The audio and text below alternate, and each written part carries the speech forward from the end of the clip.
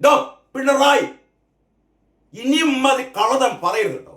ഇനിയും ഇമ്മാതിരി കള്ളതരം പറഞ്ഞാൽ വിടില്ല, വിടില്ല പിണറായി, വിടില്ല. നിന്നെയൊക്കെ ഇവിടെ തെരഞ്ഞെടുത്ത് മുഖ്യമന്ത്രിയാക്കിയത് എന്തിനാണെന്ന് അറിയോ? എന്തിനാ? ഈ നാടൊന്ന് ഇതിനൊരു സിസ്റ്റം ഉണ്ടാക്കാൻ വേണ്ടിയിട്ടാണ്, അല്ലേ? ജനങ്ങളുടെ ജീവനും സ്വത്തിനും ഒക്കെ സംരക്ഷണം നൽകുക, ഇവിടുത്തെ കാര്യങ്ങൾക്കൊക്കെ ഒരു ക്രമം ഉണ്ടാക്കുക. ഇതിനൊക്കെ വേണ്ടിയിട്ടാണോ നിനക്ക് 5 വർഷം നിന്നെ ഇതിനെ ഏൽപ്പിച്ചതോ? കള്ളത്തരം പറയാനല്ല, കട്ടുമുണ്ടിക്കാനല്ല പിണറായി. സൂക്ഷിച്ചോ കേട്ടോ, സൂക്ഷിച്ചോ. ഞങ്ങൾ പറയുന്നത് നീ കേട്ടില്ലെങ്കിൽ പിടിച്ചു പുറത്താക്കണോ, പിടിച്ചു പുറത്താക്കും. എന്താ സംശയം? എന്താ സംശയം? നീ എന്ന് പറയുന്നത് ഞങ്ങളുടെ കൂലിപ്പണിക്കാരനാണ്. ഞാൻ പല പ്രാവശ്യം പറഞ്ഞതാണ്, ഒരു മാറ്റമില്ല. നീ എന്ന് പറയുന്നത് നീ മാത്രമല്ല, ഇവിടുത്തെ മന്ത്രിമാർ, ഇവിടുത്തെ ജനപ്രതിനിധികൾ എല്ലാവരും ഇവിടുത്തെ സാധാരണ ജനങ്ങളുടെ കൂലിപ്പണിക്കാരാണ്. ഞങ്ങൾ പറയുന്നതിനനുസരിച്ച്, ഞങ്ങളുടെ ഇഷ്ടത്തിനനുസരിച്ച്, ഞങ്ങളുടെ ക്ഷേമത്തിന് നിങ്ങളൊക്കെ പണിയെടുക്കണം. പണിയെടുക്കുമ്പോ അതിനുള്ള കൂലിയും തരും. അതും വാങ്ങി പോയാൽ മതി. പണിയെടുത്തില്ലെങ്കിൽ പിറ്റേന്ന് മുതൽ കടക്ക് പുറത്ത് എന്ന് പറയാൻ പിണറായിക്ക് മാത്രമല്ല അറിയാം, അതിനേക്കാൾ പറയാനുള്ള അധികാരം ഇവിടുത്തെ ജനങ്ങൾക്കുണ്ട്. ജനങ്ങൾ പറയും കടക്ക് പുറത്ത്. ഇത്രയേ ഉള്ളൂ. 1.25 കോടി കാറിൽ കിരീടവും വെച്ച് 45 കാറുകളുടെ അകമ്പടിയോടെ പാറ്റൻ ടാങ്കും ഹെലികോപ്റ്ററും, അതിനനുസരിച്ച് നടക്കാനും ചികിത്സക്ക് അമേരിക്കയിലേക്ക് പോകാനും ഞങ്ങൾ സമ്മതിക്കണോ? ഞങ്ങൾ സമ്മതിക്കണം. ഞങ്ങൾ വേണ്ടെന്ന് പറഞ്ഞാൽ വേണ്ട, നിർത്തടോ എന്ന് പറഞ്ഞാൽ നിർത്തണം. അതാണ് ജനാധിപത്യം.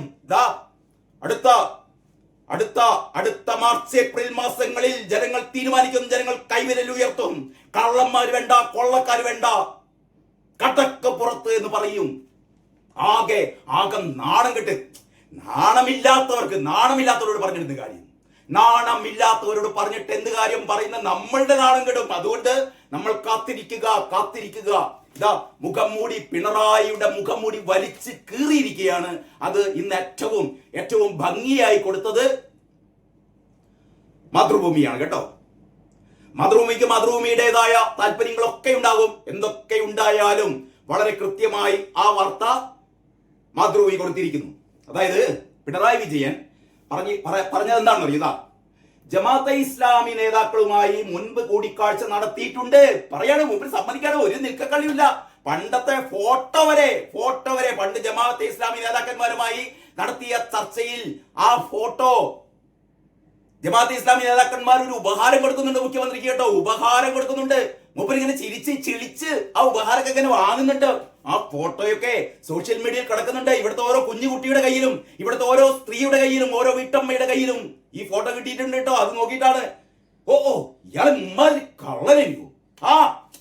ഞാൻ നേരിട്ട് കണ്ടതാണെന്നേ. ഒരു വീട്ടമ്മ പറയാണ്, ഞാൻ വിചാരിച്ചു ഇയാൾ ഇമാതിരി കള്ളനോ എന്ന് ഈ നാട്ടിലെ സാധാരണ വീട്ടമ്മമാർ പോലും ചോദിക്കുകയാണ് കേട്ടോ.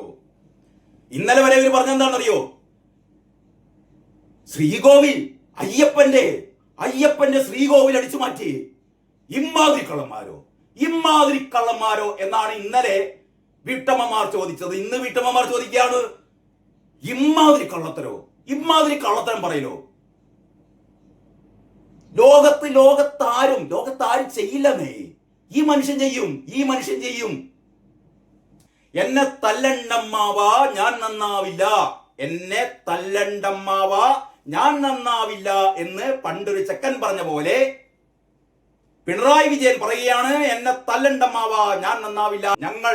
ഞങ്ങളാണ് നിന്നെ ഈ പണി ഏൽപ്പിച്ചത്. മര്യാദയ്ക്ക് പണിയെടുത്തില്ലെങ്കിൽ ഞാൻ പല വീഡിയോയിലും പറഞ്ഞ പോലെ ഞങ്ങൾ ഉയർത്തുക, ഞങ്ങളുടെ വിരൽത്തുമ്പുയർത്തും മോനെ, വിരൽത്തുമ്പിൽ മഷി പുരട്ടിയ വിരൽത്തുമ്പുയർത്തും. അതോടെ നീ കടക്ക് പുറത്ത് വിജയ, കടക്ക് പുറത്ത് എന്ന് കേരളീയ ജനത ഒന്നടങ്കം പറയും കേട്ടോ.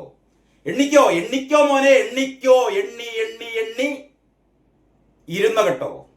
എല്ലാവർക്കും നന്ദി, നമസ്കാരം. ബാക്കി കാര്യങ്ങൾ അടുത്ത വീഡിയോയിൽ. അതുവരെ എല്ലാവർക്കും നന്ദി, നമസ്കാരം.